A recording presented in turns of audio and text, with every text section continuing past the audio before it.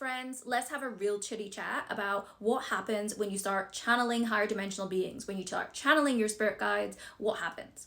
At first, it feels fucking incredible. Like you are so high, you are receiving these downloads, these wisdom. You know who you're connecting to, or you feel you know who you're connecting to, and you have never honestly felt anything like this. You start getting like rapid downloads. You might even start trance channeling. You feel like you are so much part of something bigger than yourself. You even might start channeling light language.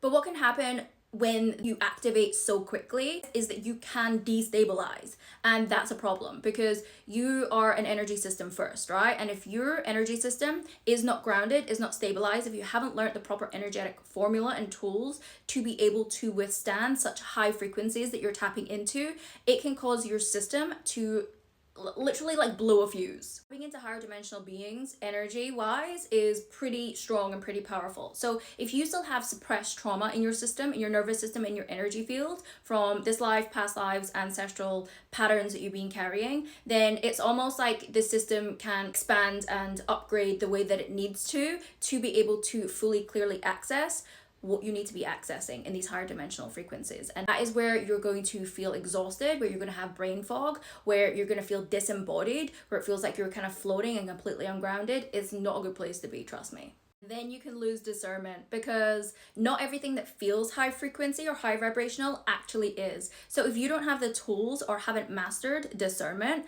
that's a problem because you're thinking that everything that you're connecting to and channeling and merging with and bringing through into your own energy is a great guide, is a higher dimensional being. But sometimes it's not. Sometimes they're tricksters. Sometimes you are tapping into things that if you cannot discern or decode what they are, can become very, very problematic for not even just your information that's coming through, but for your whole energy system, your health, your emotional well-being, period. This is why discernment is not optional at all when we do this work. It is pure foundational.